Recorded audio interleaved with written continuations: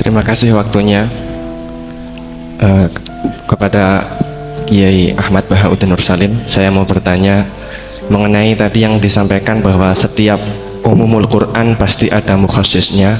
Ya, ketika dilihat zaman sekarang ada kelompok liberal yang mencoba untuk mengamandemen Al-Quran dengan tidak mengkaitkan konteks zaman dulu, malah mengkaitkan dengan konteks zaman sekarang.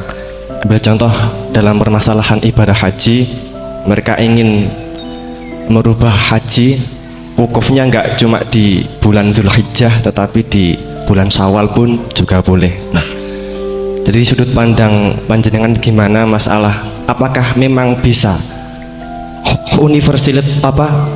keuniversalan Al-Quran itu pada zaman sekarang dibuat sesuai konteks sekarang?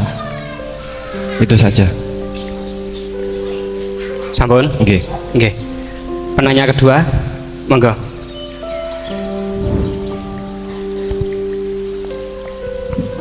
Assalamualaikum warahmatullahi wabarakatuh. Waalaikumsalam. Dumateng Yai, ini ada pertanyaan tentang penafsiran Al-Quran berdasarkan ilmu sains. Untuk abad sekarang kita mengenal teori ledakan besar yang sudah sangat populer. Namun walau demikian ilmu ini masih dalam bentuk zon yang wakilnya hakikatnya kita belum tahu dan belum yakin secara pasti. Namun teori ledakan besar ini kemudian disinkronkan dengan Al-Quran dengan penafsirannya bahwa ternyata di dalam Al-Quran itu sudah ada teori ledakan besar. Pertanyaan saya begini, menimbang ilmu teori ledakan besar ini adalah ilmu dzon, ini masih memungkinkan ilmu ini salah, sehingganya penafsiran terhadap Al-Quran ini menimbulkan kekhawatiran, yakni kalau ilmu ini sebenarnya salah kemudian disinkronkan dengan Al-Quran, nanti ada penyalahan dalam penafsiran. Namun sisi lain terdapat kebaikan, yakni ada banyak orang bicara bahwa Al-Quran turun sekian ratus tahun lalu ternyata di dalamnya memuat teori ledakan besar yang baru muncul abad modern ini. Dari penjelasan ini pripun monggo Yai tentang penafsiran berdasarkan ilmu yang masih dzon, yang belum hakikatan seperti ini, monggo. Oke. Sing pertama Pak Ulil, yang kedua Pak Anwar. Itu sudah sama-sama keren Pak ya. Nggih. Pak siswa. Pak Ulil apa Ulil? Ulil. Pak Ulil. Ulil apa? Ulil Absor. Sudah Ulil Absor, sudah bener ya. Itu namanya sudah bener. Nggih. Yang kedua Anwar ya? Kedua Pak Anwar. Enggak, sudah gitu. Cekap dua dulu. Sing pertama mungkin nek jenengan niki pertanyaan yang pertama, apakah keumuman Al-Quran bisa ditaksis sesuai konteks sekarang, konteks sekarang kekinian niki. Niku pertanyaan yang pertama. Pertanyaan yang kedua, kejadian sains yang sesuai dengan sains, ilmu sains niku apa bisa juga dibenarkan ditafsirkan ke Al-Quran, mengingat ilmuwan-ilmuwan sains sekarang mengatakan bahwa Al-Quran itu banyak yang sesuai dengan sains akhir-akhir ini. Nah, seperti ledakan besar niku kalau diarahkan ke Al-Quran, apa memang sains itu sebenar-benarnya persis dengan Al-Quran atau masih ada kemungkinan nggak sama? Hafal Quran tuh? Buatan apa belum? Tapi hafal juz 30. Nggak betul. Enggak. Ya, Nggih. ini rileks saja ya. Memang saya ulang lagi, memang syaratnya tuh hafal Quran tadi. Enggak, karena begini, saya berkali-kali berdebat sama orang-orang liberal. Sekarang saya tanya, mereka kan senang sekali ya mengutip ayat la ikraha fiddin, bahwa dalam agama itu tidak perlu pemaksaan.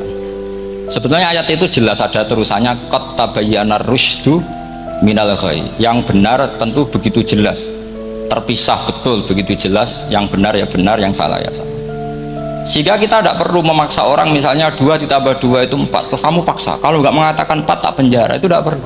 Kalau orang waras pasti bilang 2 tambah 2 4, 1 tambah 1 2. Kebenaran la ilaha illallah itu seperti itu, kebenaran yang begitu nyata sehingga tidak butuh dipaksa. Jadi sebetulnya la ikraha fiddin itu konteksnya karena kebenaran benar-benar sudah punya eksistensi yang nyata, untuk diakui itu tidak butuh pemaksaan. Orang seluruh Indonesia kan bilang 1 tambah 1 itu 2, nggak usah diintimidasi nanti ditangkap Pak Gatot gitu. Ya tidak perlu.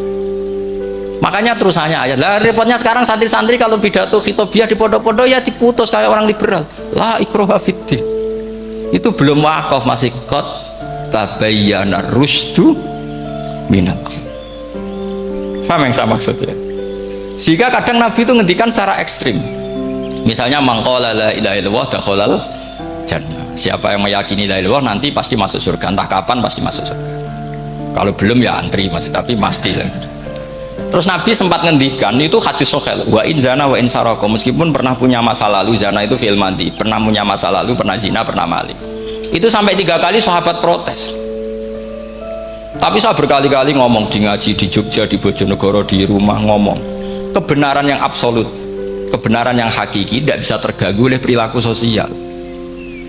Bukan masalah seakan-akan hadis ini membolehkan zina, itu tidak mungkin. Inna wa la ya'muru bil fahsya, Allah tidak akan nyuruh hal yang buruk. Tapi saya beri satu logika, satu analogi. Kalau rektor Al-Azhar kamu tanya 1 tambah 1 berapa Pak Rektor, pasti bilang 2. Kamu tanya Amrozi ya bilang 2. Kamu tanya Pak Ahok ya bilang 2. Kamu tanya Anies Baswedan ya bilang 2. Tanya Pak Nusron dia jawab 2. Sama, semuanya jawab 2. Karena kebenaran hakiki pasti absolut. Sekarang misalnya gini, ada ronte dari dulu Doli misalnya, kamu tanya Mbak 1 tambah 1 itu berapa, pasti bilang 2. Jangan kamu mentang-mentang imam masjid, saya tak jawab 3, saya kan imam masjid, masa sama dengan lonte? Tidak bisa, kebenaran absolut itu pasti sama. Mbok rektor Al-Azhar sama siapapun ya jawabnya sama. Paham yang saya maksud? Sebab itu kadang Nabi ngendikan wa in tuh la ilaha illallah itu kebenaran absolut, lebih absolut ketimbang 1 ditambah 1 2. Sehingga kebenaran absolut la ilaha illallah itu nggak bisa terganggu oleh apapun. Paham ya maksud? Nah itu maksud qad tabayyana rusdu minal ghayy. Kita tanya rival politik, Pak Jokowi kamu tanya 1 tambah 1 ya 2, Pak Prabowo ya bilang 2. Bukan karena rival politik. Tadi Pak Jokowi jawab berapa? 2. Ya udahlah 4. Tidak ada seperti itu. Nah, itu disebut qad tabayyana rusdu. Nah kembali ke ide tadi, ide bahwa wukuf boleh di mana saja, terus boleh tidak syawal, itu udah ide. Sebenarnya sampean mikir saja itu sudah kriminal.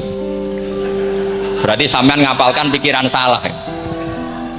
Karena kalau kita diskusikan itu lucu sekali, karena ya itu sudah begini loh Pak Idah khilaf itu, saya kasih tahu.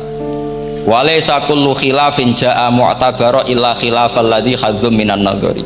Tidak semua khilaf itu dianggap satu khilaf, satu perbedaan pendapat kalau kualitasnya nggak sama-sama mutu. Kalau yang satu nggak mutu itu nggak dianggap khilaf, nggak level.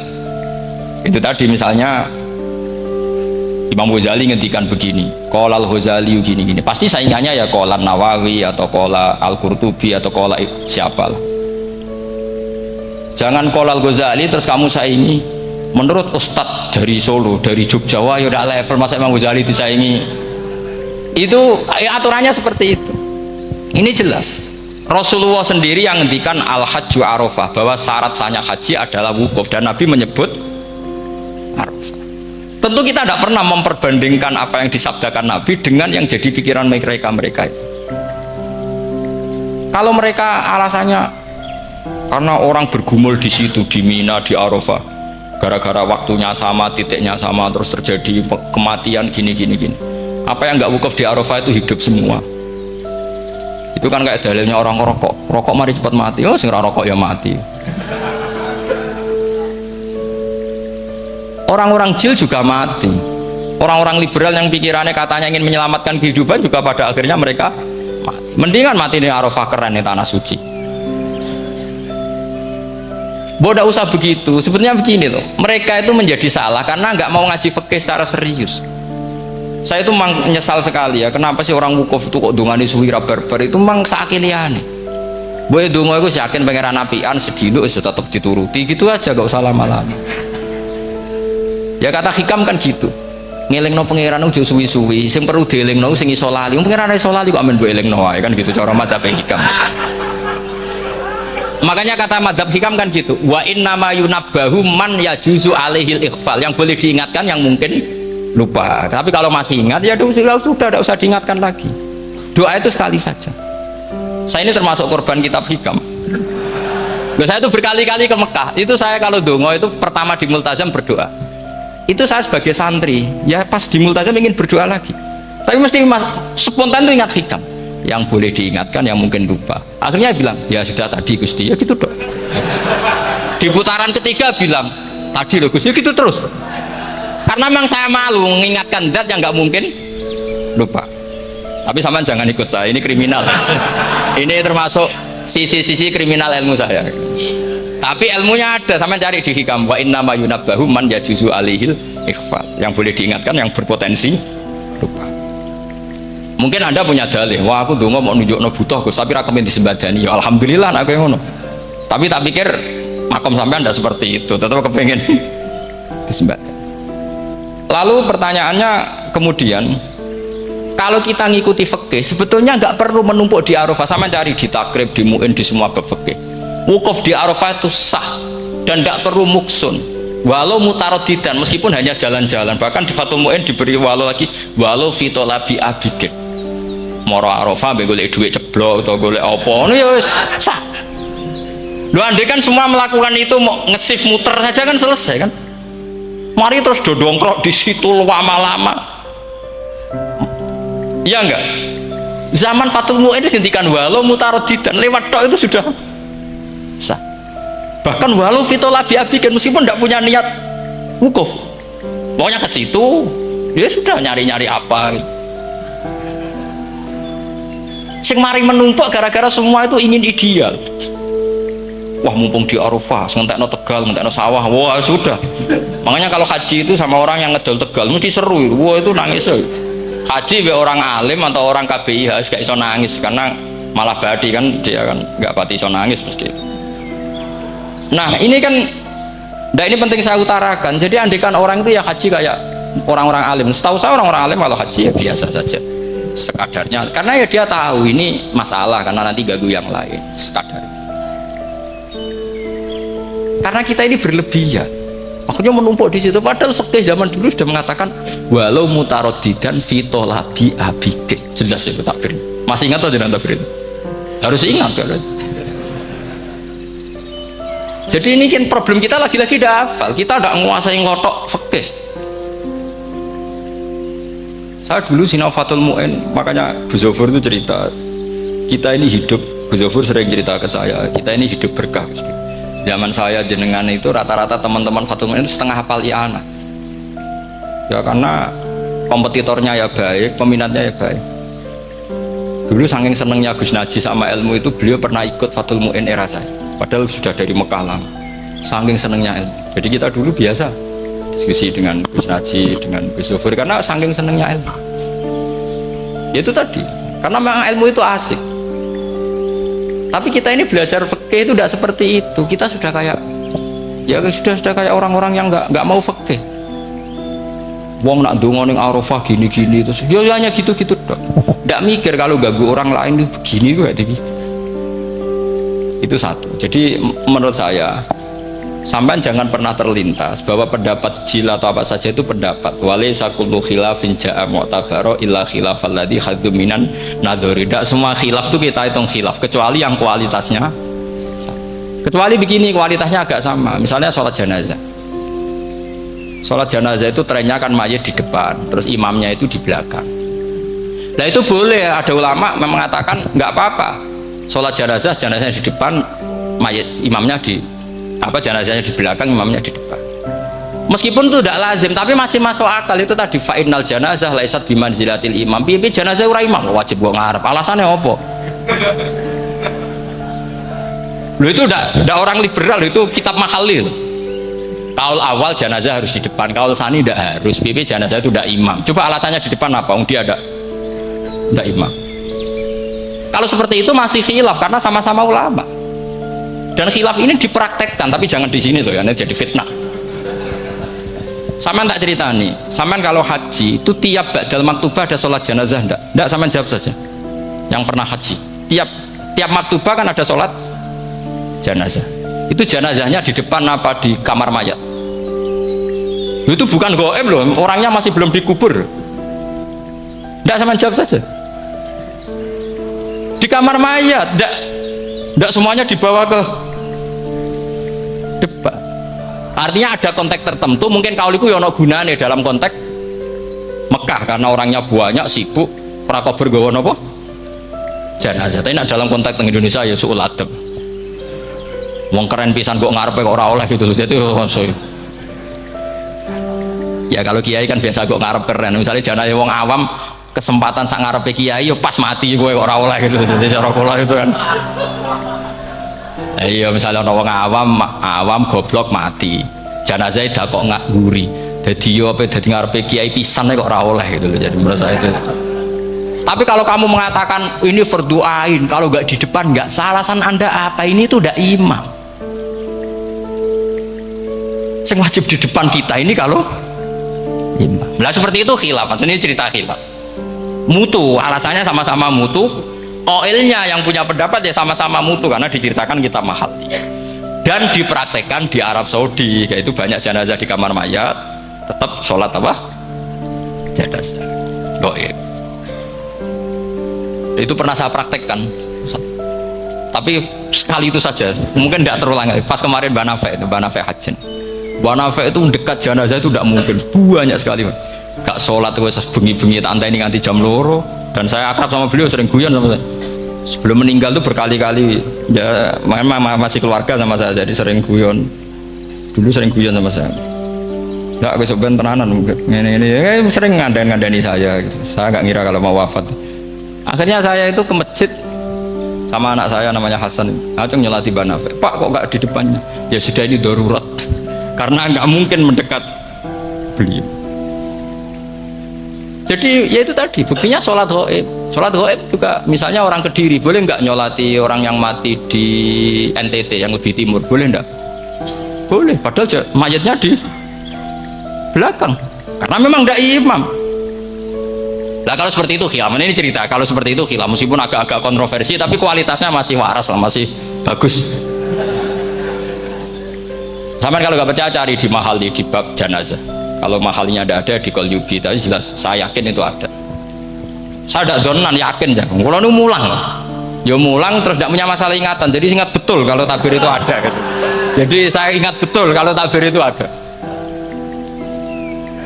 Nah terus pertanyaan kedua dari Kang Anwar tadi itu memang problem ya.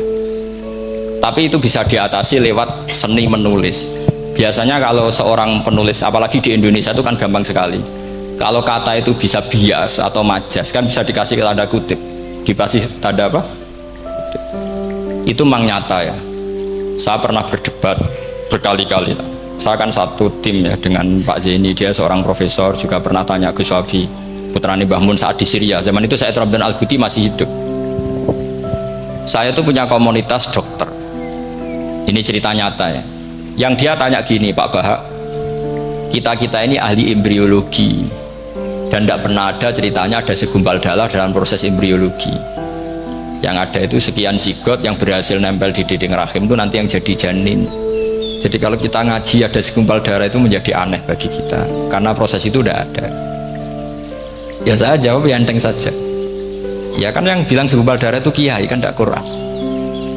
Makanya benar Kang Anwar tadi yang ngomong itu mufasirnya atau kiainya yang terjemah. Kalau Quran hanya bilang min alakin.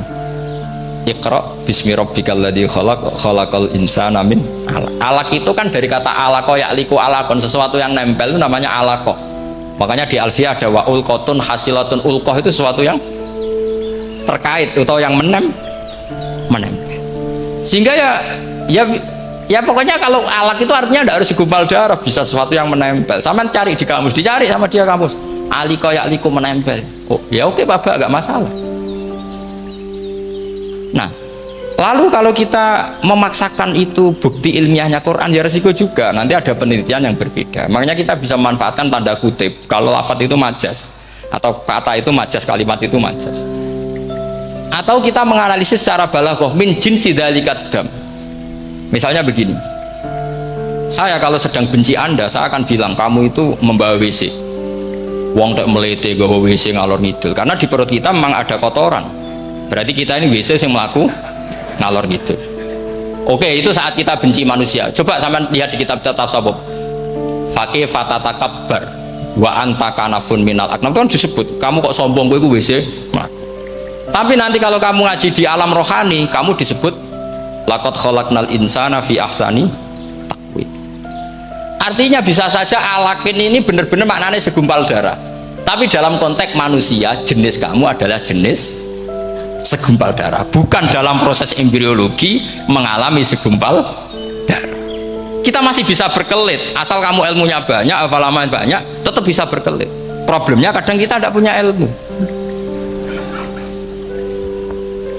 Loh ya, ini kisah nyata ya. Jadi kemarin entah tanggal berapa saya lupa, itu kan Kemenak datang ke Yai, ke Mbah Mun, ke Gus Zofur. Di antara usul saya seperti itu, mbok terjemah Kemenak kalau yang terkait sain itu dikasih bahasa yang bias, karena nanti kalau tidak bias ini nanti ada penelitian kelihatan Quran dianggap loh ya, dianggap salah. Sebenarnya salah yang terjemah. Atau kita yakin sesuai ilmiah ternyata suatu saat ada penemuan yang berbeda. Kita bisa manfaatkan tadi seni menulis tadi, misalnya tanda kutip atau dipakai kata bias.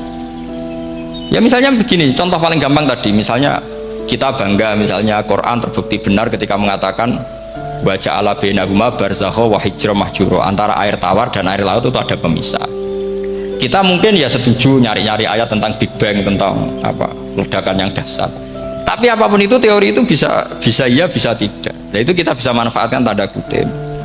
Atau seni pakai lughat. Saya beri contoh seni lughat begini. Keyakinan santri yang di sini, yang di kewagian sini, makhluk itu yang terkenal kan 3, manusia, jin, terus setan. Sudah kan 3 itu. Keyakinan sampean manusia dengan jin sama apa enggak? Beda kan, katanya beda. Terus jin dengan setan itu beda apa sama? Enggak, sampean jawab. Beda, rata-rata santri fikih bilang beda, karena jin itu bisa mukallaf, bisa sholat, bisa enggak. Kalau setan pasti enggak sholat. Tapi pecinta orang sholat dia, kalau orang sholat datang, penggemar dia, mau ganggu gitu. Nah sekarang pertanyaannya gini, lalu ketika para ulama mengatakan jin dan malaikat itu beda, jin dengan setan beda, tapi di Quran itu ada loh ayat fasajadu illa iblis kana minal jinni fafasaqa an amri rabbih. Jelas ayatnya di surat Isra kalau nggak salah tuh, kana minal jin, kana ono sopo iblis iku minal jinni. Padahal tadi Anda yakin iblis dan jin itu tidak sekategori, tapi ayat itu kana minal jin. Caranya gimana? Gampang, sama cari di tafsir Baghawi atau tafsir Ibnu Katsir. Caranya adalah dianalisis secara lughat. Sesuatu yang nggak kelihatan atau yang gelap disebut jannah. Misalnya malam, kata Quran apa? Falam majanna alaihi lailu ra'a kaukaba. Karena malam itu gelap disebut jannah. Orang yang gila karena masturul akli disebut majnun. Karena madatul kalimah sama-sama jinnun. Madatul kalimah kan sama kan? Jim nun musyaddad berarti jim nun nun. Saya ulang lagi ya. Kalau malam disebut falam majanna alaihi lailu. Kalau orang masturul akli disebut majnun. Orang dalam kandungan disebut janin. Kullu dzalika yusamma bidzalik li'annahu mastur. Semua dinamakan itu karena mastur, tidak kelihatan. Nah, sekarang sampai tanya, iblis itu kelihatan apa enggak? Enggak. Berarti kalau kana ana sapa iblis minal jinni setengah barang sing ora ketok. Kecumanane minal jinni kelompok jin. Nanti kamu masalah dengan kiai Anda meyakini, "Lho jin kok iblis?" Beda. Jin itu iso ngaji. Ya gampang saja, kalau jin yang sakolen ya jin yang bisa Islam bisa kafir. Tapi kalau kata jin yang dalam ilah iblis, karena minal jinni minal masturin, sama yang saya maksud, tetap bisa ada solusinya.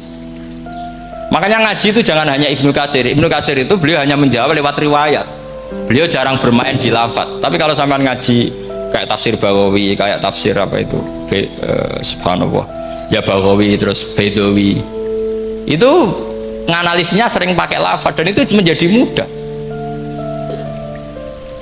Misalnya lagi begini, sholat kita ini ya sholat yang muftatahatun bitakbir, muftatamatun bitaslim. Tapi kita secara lughat jelas as-sholat lughatan ad-du'a. Dan ada lafadz di Quran yang nggak mungkin kita maknani sholat itu dengan makna sholat yang mustalah alaihim tal fuqaha, yaitu di ayat khud min amwalihim shadaqatan tutahhiruhum wa tuzakkihim biha wa sholli alaihim inna sholataka sakanullah. Muhammad, kalau ada orang zakat ke kamu, sholli alaihim, kamu harus mensolati mereka. Wong cek urip kok di solati, pasti maknanya sholli ai utulahum, kamu mendo. Terus inna sholataka sakanul lahum ai du'auka sakanul lahum, doa kamu membuat mereka paham sih kalau maksud. Lagi-lagi kita, kalau anda janggal secara ilmiah, ya sama seperti misalnya katanya bumi menurut Quran itu diciptakan dalam masa 6 hari, padahal menurut teori Big Bang sekian juta tahun. Lo yaumin itu maknanya tidak harus 24 jam.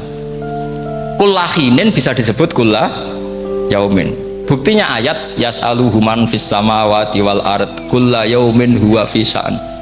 Apa Allah memutus sesuatu nunggu 24 jam? Kullahinin wa kulla waqtin huwa fi sya'an.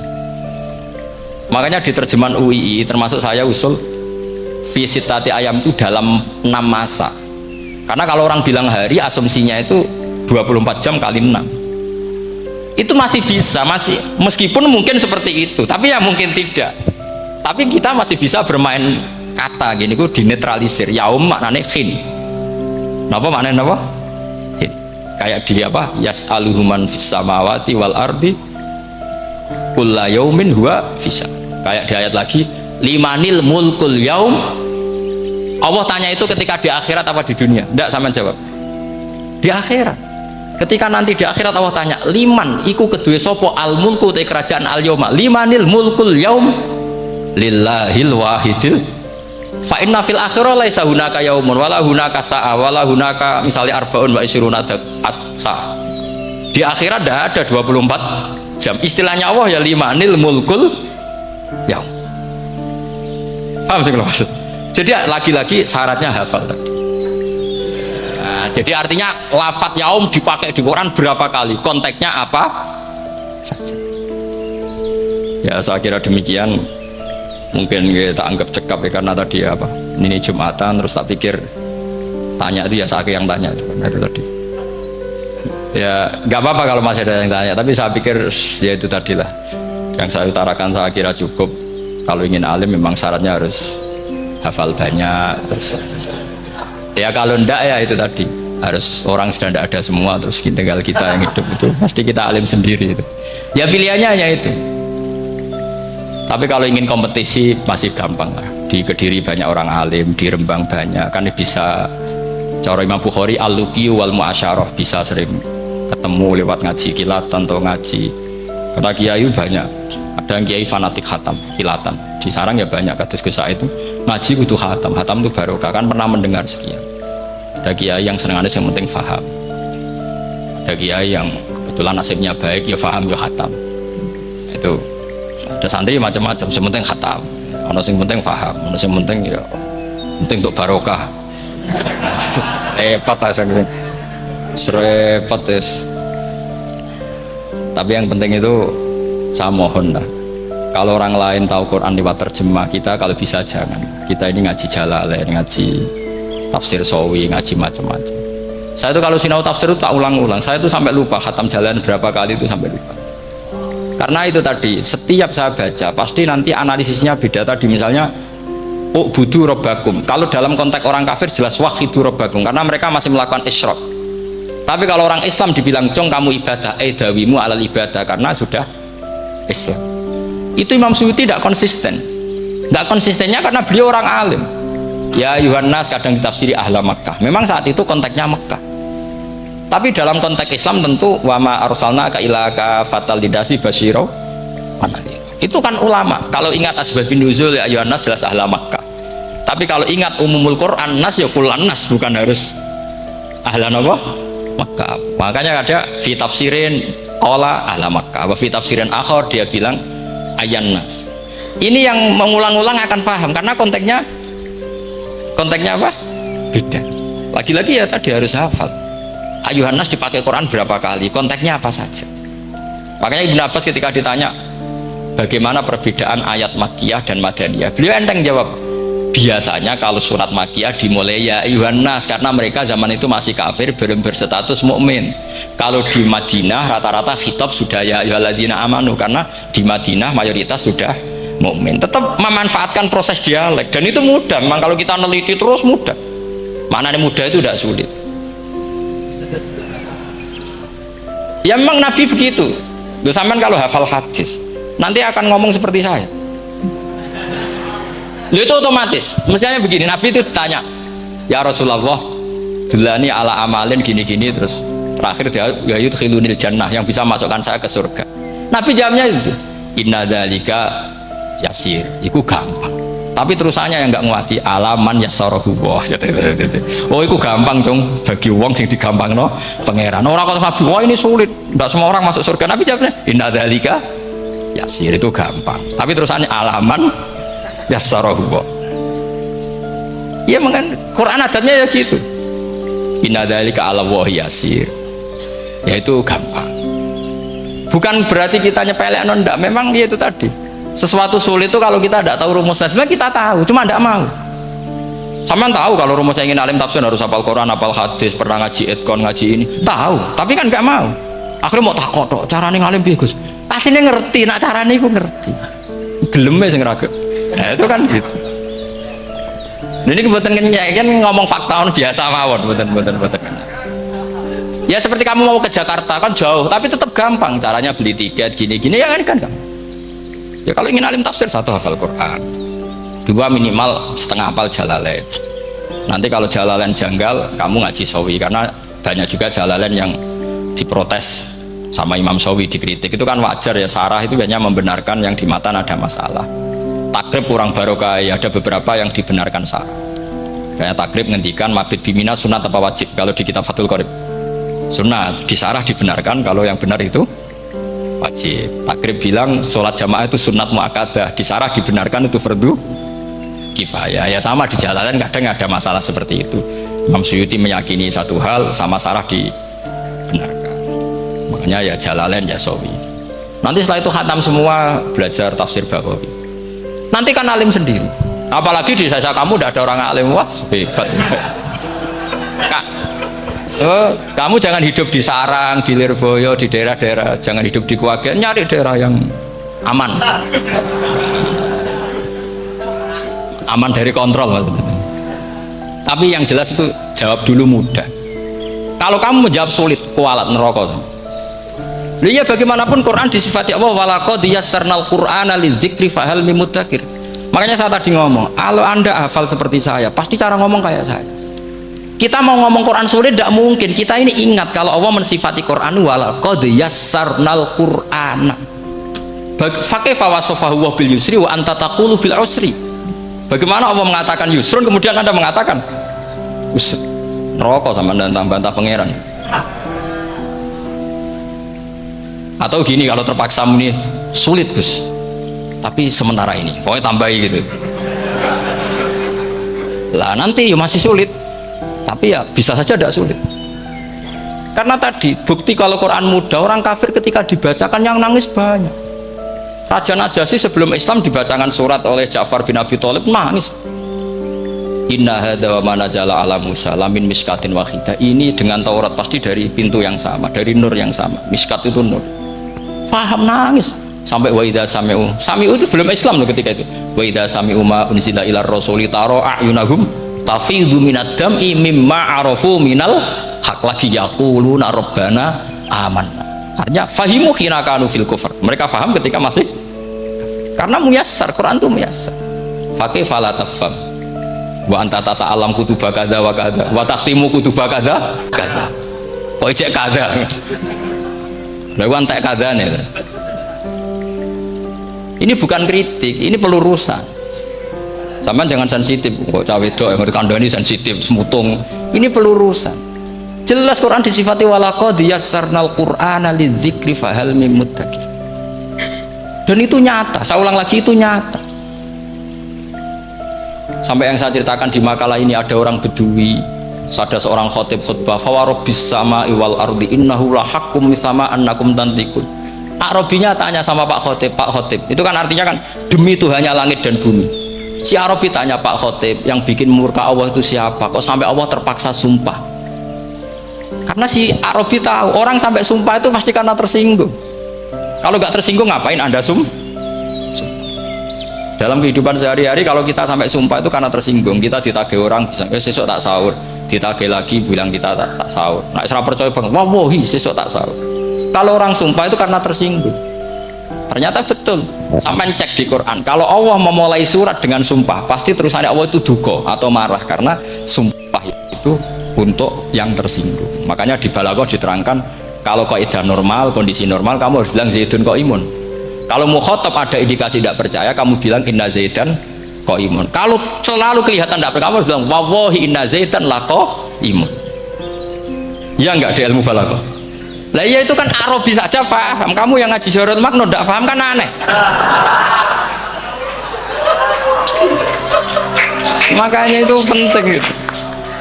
Nah, lagi-lagi walaqad yassarnal Qur'ana lidzikri fahal